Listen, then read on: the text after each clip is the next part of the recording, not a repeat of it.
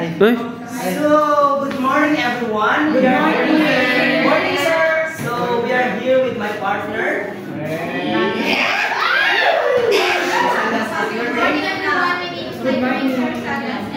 And my name is Kuya Jay Turing, and so today we're going to present to you the objective in creating the exam with integrity with the criteria of SMARTER. So let's give it up.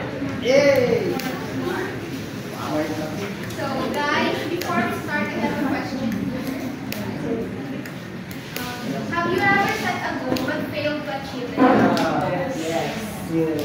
So for example, sino sa inyo yung nag-set ng New Year's resolution but until now is hindi pa rin na-achieve kung ano yung na-set nila ng goal sa New Year's resolution? Raise your hand.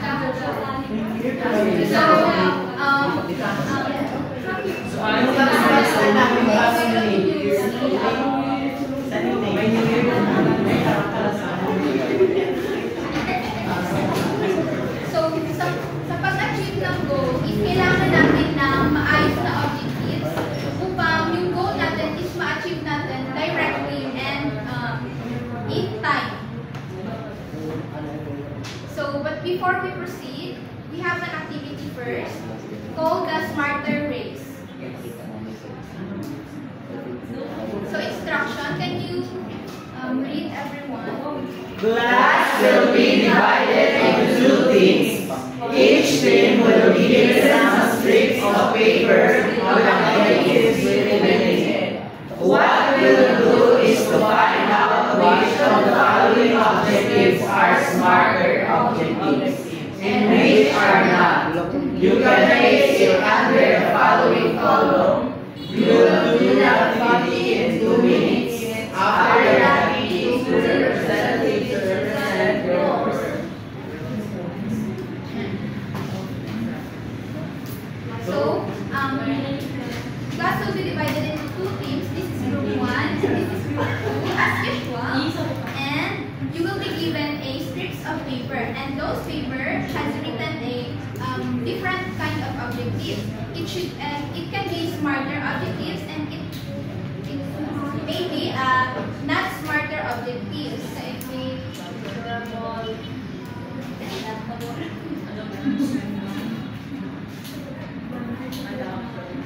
So here is your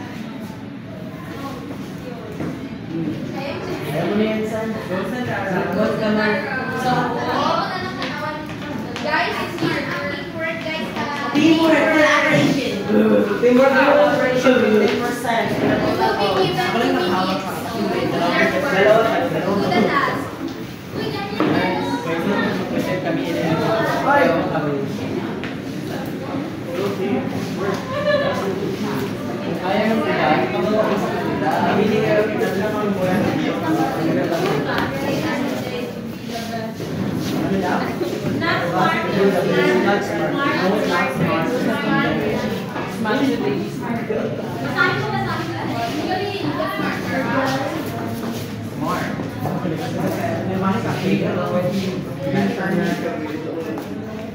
Measurable?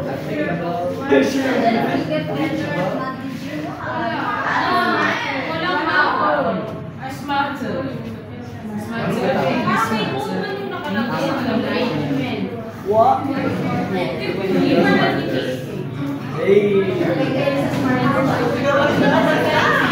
You're smarter daw din. Ma'am, wala. Naggagawa sila si Moon, sila Gaman. Si Red Ma'am nagawa. Uy, na ako na rin. This is brought to you by... Wako na po isa ka.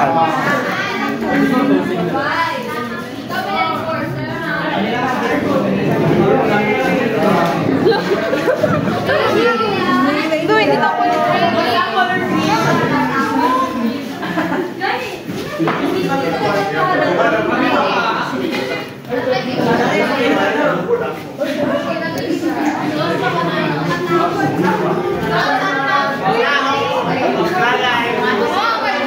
Kau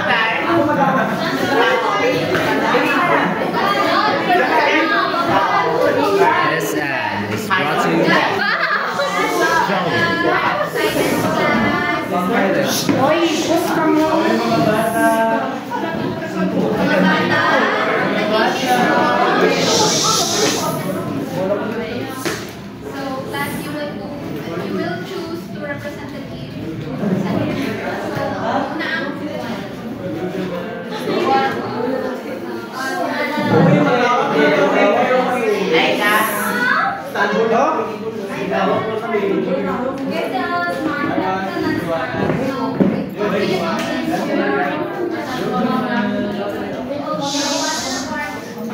classify the big one as not smarter because as you know, smarter should be specific, verbal, attainable, relevant,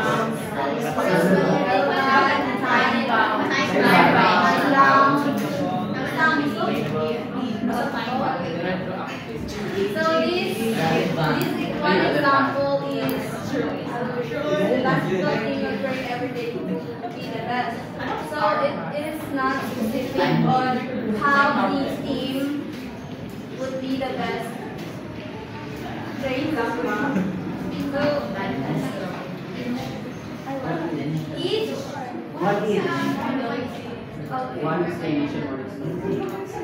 so it is a not smarter objective because in this example you can observe that it is not specific and it does not provide a actionable thing that the students or learners will do. While this smarter objectives, because it is long.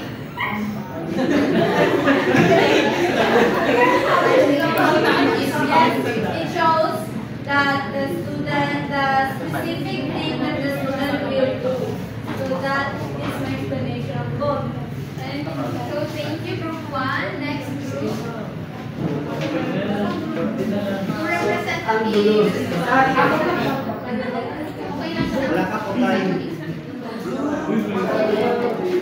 So, based on the activity that our teacher gave us, the smarter objectives and the not smart objectives. So, as you can see, we chose yung kapag-raise natin sa dalawa, dito sa smarter objectives, lahat ng natin natin dito specific siya, and then relevant siya sa subject tuturuan and pwede siyang i-apply into real life scenario. While in this not smarter, is hindi talaga siya specified. Like for example, ang objectives niya is to the basketball player will have a training every day so that they will parang magiging good sila at the basketball court. Then, parang dito pala sila smarter, hindi siya na-elaborate or hindi siya well-explained or hindi siya na-encode or na-emphasize ng maayos yung goal niya sa mga students niya. So, thank you.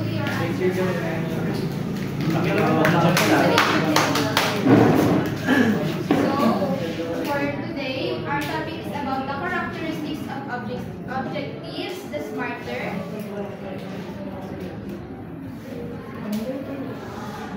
First, we have our intended learning outcomes. Can you please read, everyone?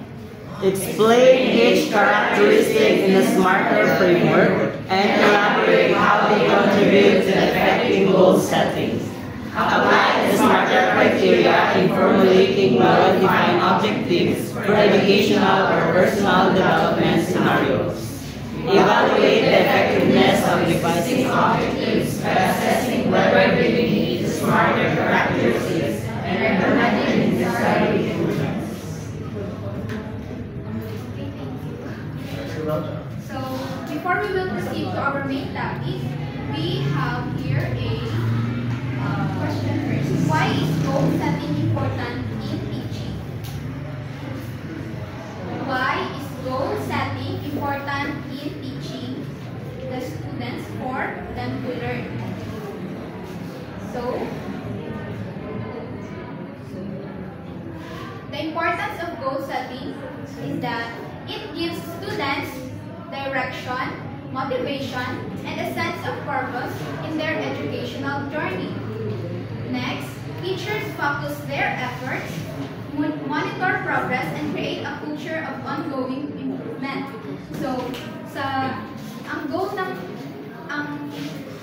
importance ng goal setting sa teaching is that students can enhance their learning experiences and develop their skills and also experience the most ay more improved outcomes sa kanilang learning.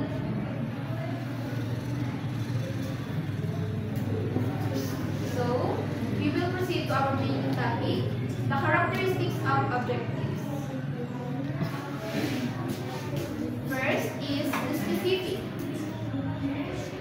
The goal should be clear and detailed so that it is easy to understand what needs to be achieved.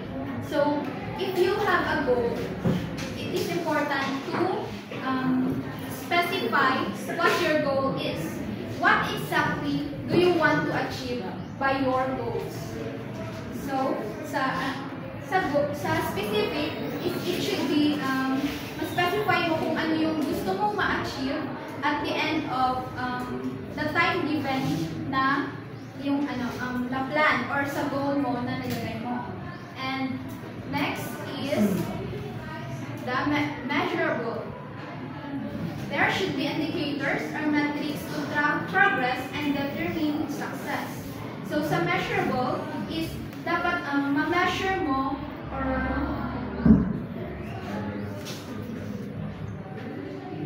dapat ma-measure mo ma-measure and ma-track mo kung ano yung mga progress na para ma-achieve mo kung ano yung goal mo.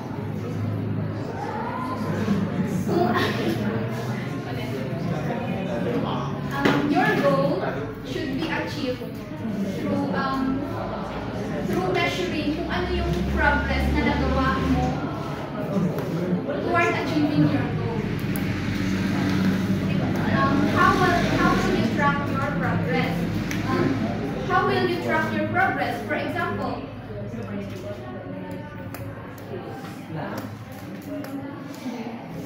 so how will you track your progress? For example, di ba? Kung magtuturo tayo in teaching,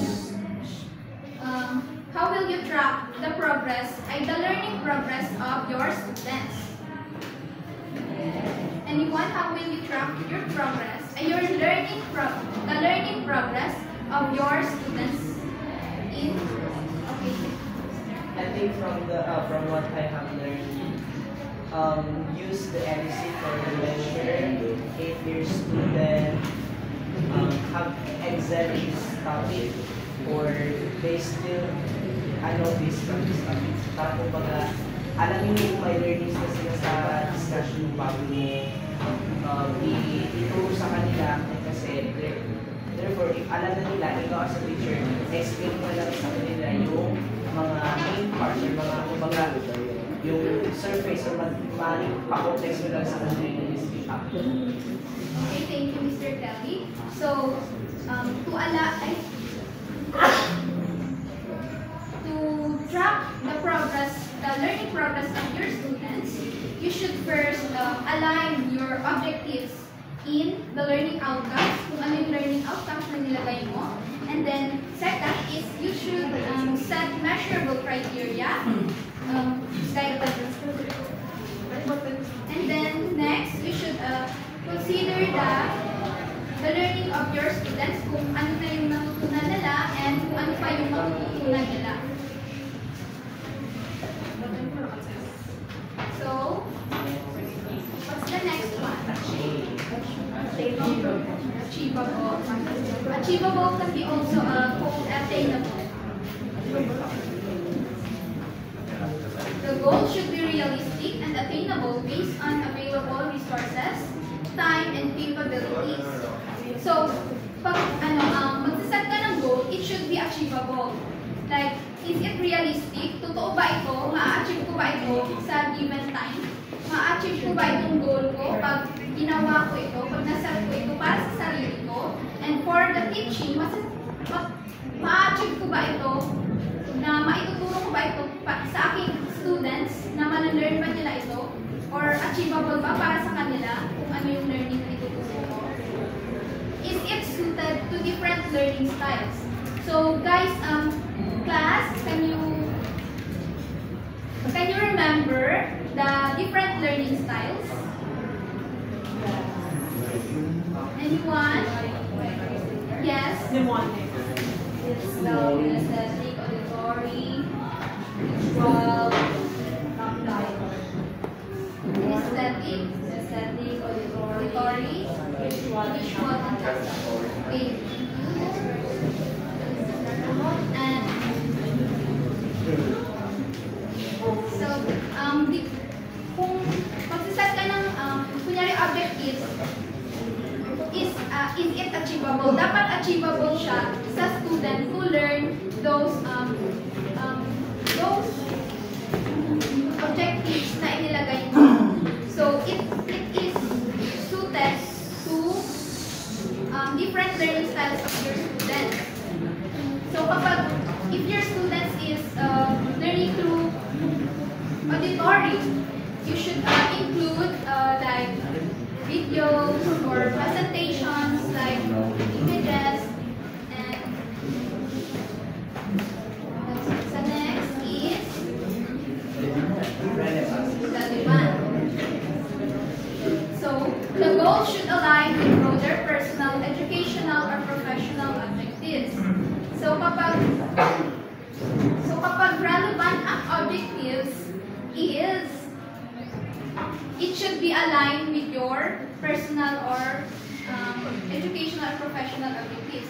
Kapag nag-set ka ng goal, like for example, ang goal mo is to have a healthy body. So, ang objectives na gagawin mo is first to lose weight, eat healthy foods like vegetables. That is relevant to your or aligned to your larger goals, because your goals is to get healthy. And the next one is time bound. So again, class, good morning.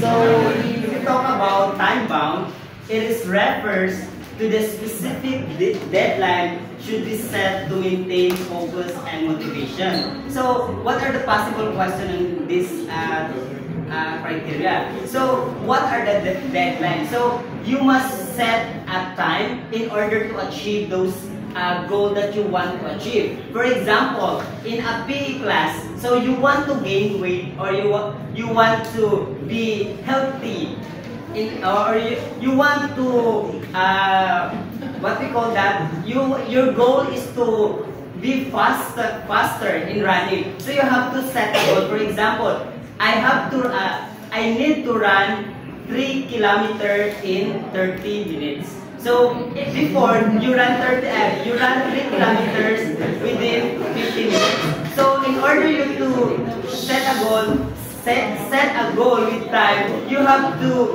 make time. So for example, you have to adjust your time in order you to achieve those goals. Next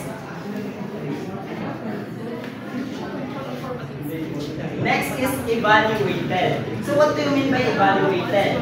So it is the progress should be regularly assessed and adjustment should be made based on feedback and lesson learned. So how will assess progress?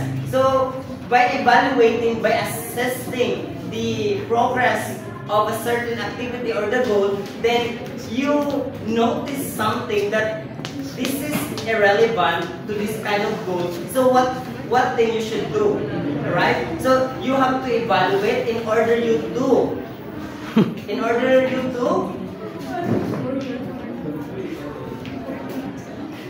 revise. So what do you mean by revise? So if you find out in your evaluation that there is a irrelevant in a certain goal, then you have to revise it in order you to come up with a vital or a necessary action in order you to achieve the main goal that you want. So what do you mean by smarter, or what is smarter means? Anyone? Yes, sir.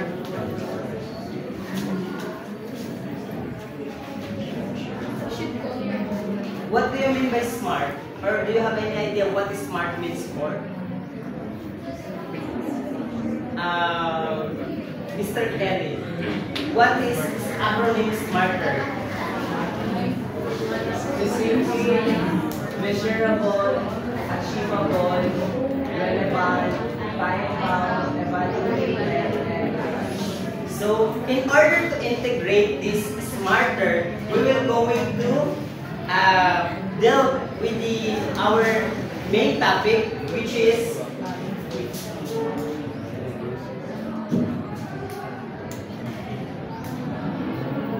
so I will show you first the example and description of this criterion. So in here specific, the description is clearly define the goal with precise details. So for example, increase student engagement in science class by incorporating 3 interactive experiments per month. So it is specific because it was indicated there the increased student engagement with the time bounded. Next is the measurable. Ensure the goal has quantifiable criteria to track progress. So example, increase student participation rate by 20% over the next semester. So you have there a measurable time, which is you will going to set 20%. So you have to achieve those 20% in participation next semester. So you have you have to foresee that this 20% should be done in next semester. Next is achievable. Set a realistic goal based on available resources and constraints. For example, conduct science experiment using readily available classroom material. So, for example, as an educator, for example, if there's no available material in classroom, you have to provide your own. You have to be resourceful and create a new model based on the availability of materials in our surrounding. Yeah. Next, the time bound. Set a deadline or time frame for achieving the goal. So as I've said earlier, that in order you to achieve certain goal, you have to set a time. Is it this time, for example, in this semester? So in this semester means it is specific and time bounded with this semester. It's not about next semester because today or this semester, that refers to the time bound. Next is to evaluate. Regularly assess progress and performance. So example, review student participation data every month to measure improvement. So by evaluating, you have to assess the student by for example, in every end of your class, you have to apply a formative assessment such as quiz in order you to evaluate their learning improvements. Next is to revise. Adjust and refine the goal based on evaluating results. Example, if the student engagement does not improve, introduce additional teaching methods such as group project. So for example, in here, revise, for example, there's the activity that you think, as I said earlier, that does not relevant on a certain activity, then you have to come up, you have to be flexible, you have to introduce another activity which everyone could grasp the certain activity or the goal. So, in order to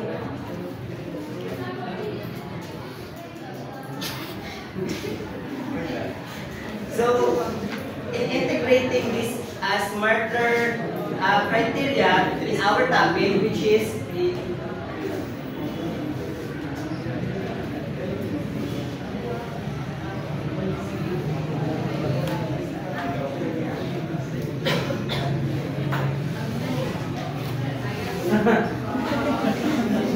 so by integrating those smart criteria, which in our topic, which is the importance of aligned assessment with the use of smarter objective relating to the Philippine issue focusing on exam integrity, integrating the curricula and improving learning. So, as you have learned earlier, what is smarter? So, we will deal in the next.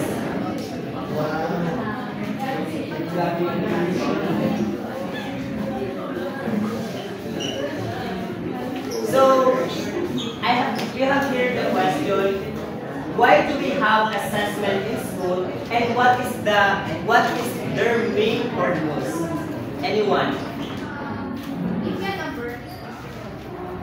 23. 23 ka. 1, 2, 3. 4, 7, 8, 9, 10,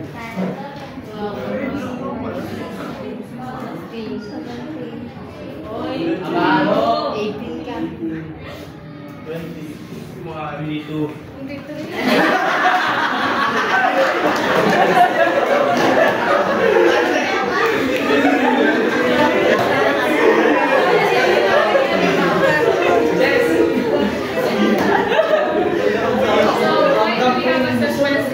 So we have assessment in schools in order to assess if the students really learn the lessons or the topic, and the main purpose of this is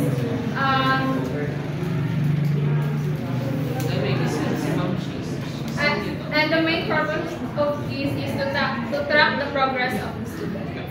Very good. So that is the purpose of assessment in school, in order as to assist, to evaluate the learning of the student if they really understand the topic or the concept of a certain subject. So yun yung kahalagaan ng assessment, in order to, it's not literally to measure, but then to take the learning progress of the student.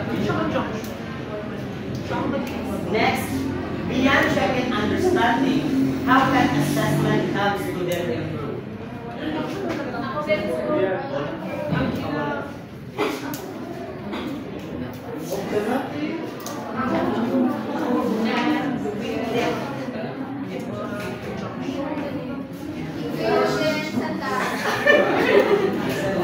So the question sa data is, beyond checking understanding, how can assessment help students improve?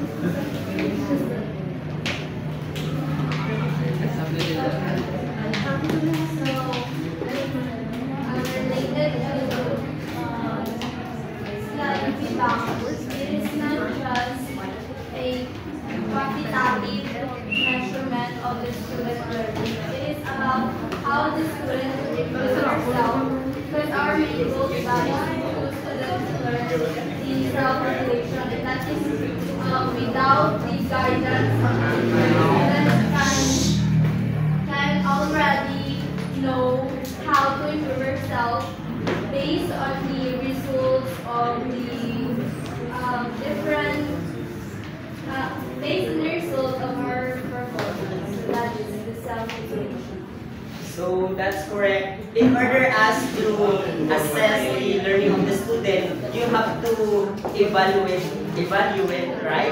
So, for example, the student, you have to check his or her capacity or learning capacity to deepen the understanding of a certain topic. Okay.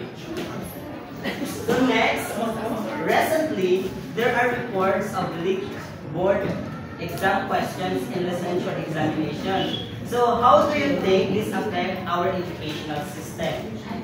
So, yung dahil daw merong, halimbawa, may cheating or ganon, may cheating na nangyayari. So, ano kaya ang mangyayari sa integrity ng exam? Is it effective pa ba siya? Is it, reliable pa ba siya na yun yung basihan ng exam? Kasi nag-leak na eh. So, it means, hindi naman may measure ng exam yung understanding or yung learning capacity of student. Kasi nga, may prior knowledge na yung estudyante. So, what do you think will happen to our education system? So, Mr. Yaman,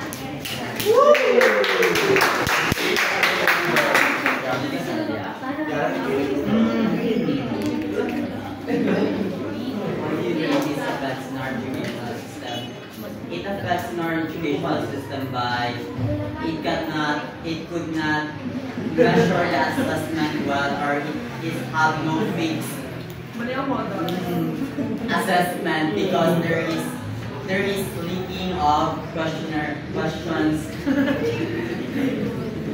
So yun, hindi siya hindi efficient ang pag-assess ng learning of the student, kumbaga hindi siya fixed kay may environmental or factors na naka-affect sa assessment sa learning system.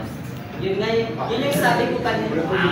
So, meron akong susunod. If assessments are not secure and don't truly measure knowledge, what happens to the quality of professionals in the country?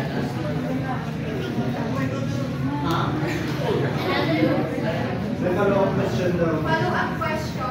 If assessments are not secure and don't truly measure knowledge, what happens to the quality of professionals? Yeah, the performance of the academic is poor. It could not. Yun, poor palasas ng yun, poor ang assessment. So yun nga, ang nangyari doon, if ever, those, kasi ang sabi nito is not secure yung assessment. So what will happen to the professional? For example, sa teachers sa LPT, ano mangyari kapag nalik? So ibig sabihin, hindi talaga na-integrate or hindi niya na-express or na-express yung learning niya sa exam na yun because may prior knowledge na siya. And then, in the real life scenario, for example, ganun, ang mangyayari doon is magiging hilaw, alam ba yun, pag nagturo na siya, magiging hilaw yung way of teaching niya kasi nga, hindi tama or mali yung nangyari. So, ganun yung mangyayari. Yes. Wow! So, next question. Knowing the definition of smarter, which among of these criteria is prone to biases in creating exam questions?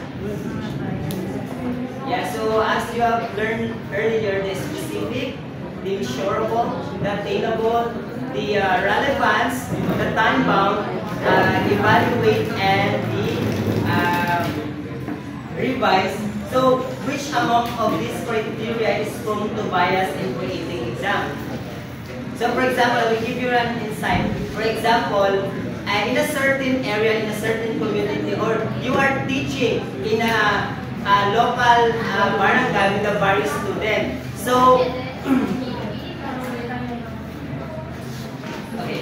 So you are teaching in a barangay with a various students. So, what do you think in this criteria is prone to bias in creating exam? For example, there is a various kind of student. There is a Maguindanao, there is the native or the tribe people. So, which of these do you think has prone to bias? Okay, Mr. Lely. Knowing the definition of smarter, which among the criteria is prone to biases? What do you think is prone to biases in creating exam? Specific, measurable, Attainable, relevant, time-bound, evaluated, and revised.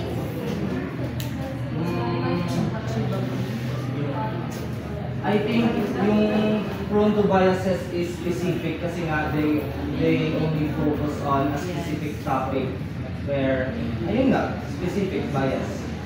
Why do you think? Kasi nga, they focus on specific topics only, so bias topic na yun. How can you say that they focus on Kasi nga specific. Specific lang, doon lang sila nakaspecific. can you give an example what kind of specific you are trying to Example na lang. For example, mas maraming hinihinahak sa, let's say, biology, mas maraming hinihinahak sa bones compared sa muscles. Pero din tayo sa bones, so, mas more specific siya sa bones compared sa muscles kasi mas maraming hinihinahak.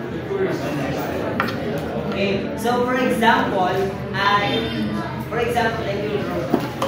in a certain in a room of all of various students, And then, yes, you have. I have a tissue. Okay, so for example, in a classroom, there is a various kind of student, and then, for example, here in time bound. So if there's an exam, for example, it's an exam with a time bounded, for example, 1 hour and 30 minutes. So it is biased in some student, for example, those students who need special needs or person with special needs. For example, their fingers or they don't have both fingers. So in that certain scenario, it is biased because, for example, the student can't able to write. So it was written there that there is a time, for example, 1 hour and 30 minutes. So for those students who have hands, they can finish or they can write easily. But then for those students who don't have a hand, it is difficult to them. So you only have in order you to give the equal chance to those person with special need, you have to revise on the time bound by evaluating. So, for example, I have a student na ganito, person with special need. So, ang binigay ko lang na oras is 1 hour and 30 minutes. So, anong gagawin ko? Di ba na-evaluate ko, na-assess ko, ay, tama, may estudyante pala ako na may special needs. So, ang gawin namin is i-adjust ko yung time ng the exam kasi pari-pareho naman din sila ng level of understanding sa topic na tinuturo. So you only have to do is to adjust doon sa time by evaluating and revise the time. Okay? So by using smarter criteria and based exams that is aligned to the Panatag curriculum, what would happen if you were just selective? Like for example, kuha ka ng exam, pero nag-select ka lang like SMA, like specific, measurable, and achievable lang na-select mo. And then neglect yung other criteria. What will happen to that question or what will happen to the exam and what will be the reaction of the student?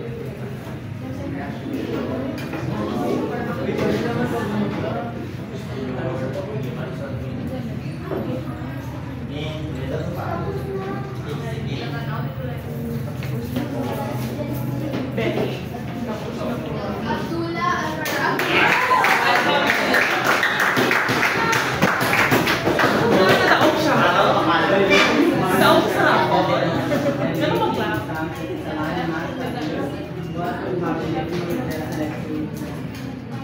Only the specific travel in Singapore. Any question or Mamaya, first question. So like for example, kung wala yung iba, like for example yung evaluation, so the students could not assess their own learning kung wala silang feedback from their teacher. Kasi diba, kung mag-evaluate yung teacher, may feedback na ibibigay doon ng students kung ano yung standard, like for example, kung ano yung mga learning at yung result ng exam ng students, tapos kailangan evaluate ng teacher kung saan sila nagkamali, kung ano ba yung dapat nasagot doon, so that mag-self-reflections or mag-reflect yung students doon sa feedback ng teacher. Walang self-reflection, walang feedback na so it can affect learning. The students' learning, would this also affect the effectiveness and efficiency of the exam? Yes, kung sa effectiveness,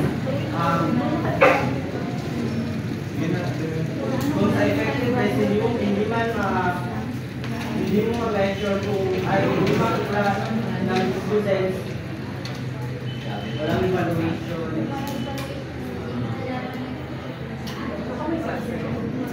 Kung wala kasing evaluation, hindi malalaman ng teacher kung saan yung mga questions na kung saan nahirapan yung students or saan yung mga question na most of the students na minaconception hindi nila alam yung question.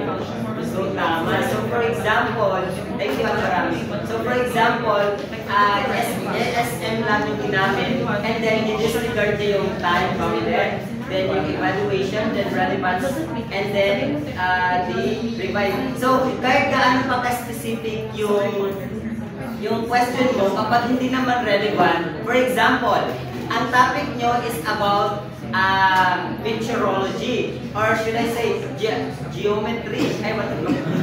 Geology.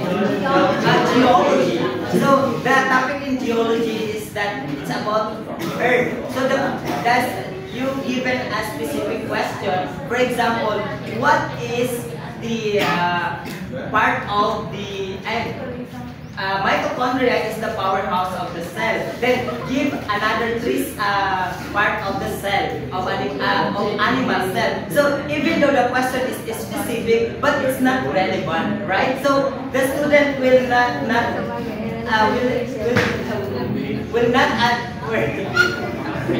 the student didn't understand why is it this question is included in this exam, which is our topic is all about geology. So yun yung mangyayari. So magtataka kasi nga specific, maganda kasi specific, but then it's not relevant. So yun nga, the effectiveness of the exam is maboboid siya kasi nga hindi in line yung question sa topic na pinag-uusapan nyo during the exam.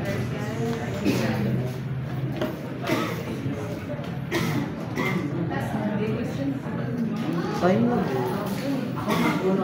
issue is why the Department of Education introduced the Matatag curriculum. Okay.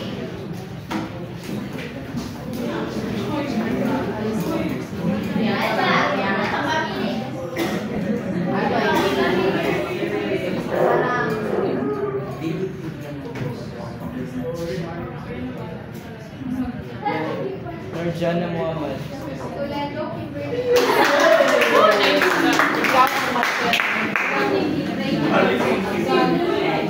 Department of Education introduced the Matatag curriculum para maging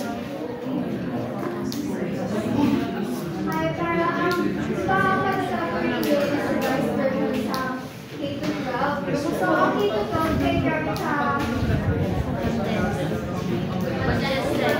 overload ang ilang content. So, ang Matatag curriculum like specific ang mga topics. So, i-introduce ng Department of Education ang Matatag curriculum because yung topic and yung mga learning outcomes and the standards is much more specific than the previous curriculum. So, may follow-up question. How do you think this new curriculum will help improve the quality of education? I think this new curriculum will help improve the quality of education. Okay na yan? Because ang Matatag curriculum is specific. So, dito na sila mag-focus sa important na mga important na concepts na need So, tama, yung mga important na concepts na dapat matutunan ng student is ilagay sa curriculum because it should be connected and relevant to the learning, to the experiences of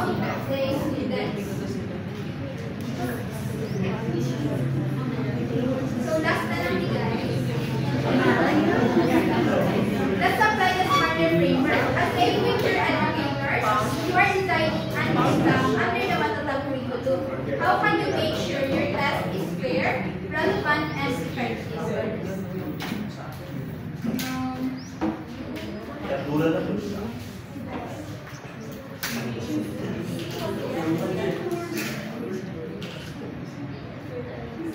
Norjana.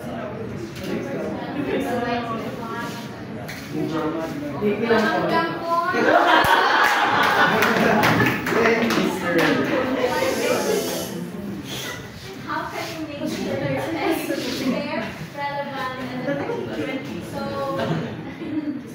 dapat apply natin yung SMART. And dapat align yung ating curriculum. And dapat sa pag-evaluate pa lang, i-ano na talaga natin. Align. Make sure na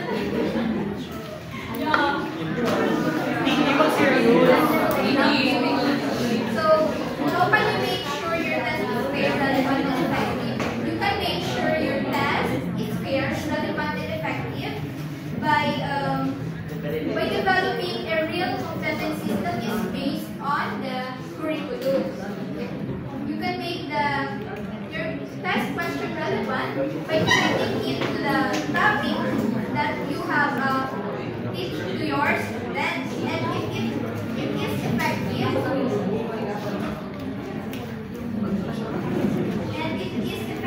because the smarter framework you use is applied to the questions in the exam that you make.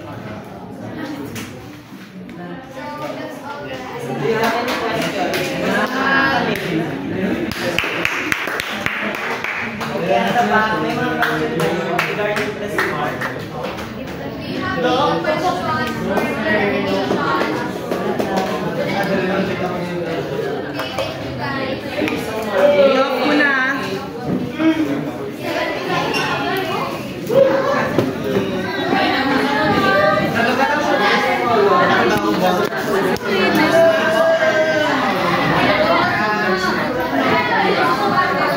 Ano ba?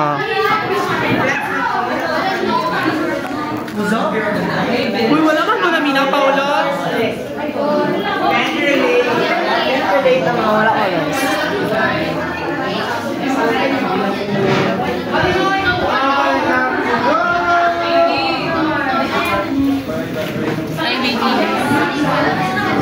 Ang may mga honors magpag-hearing, ano may dawato dyan?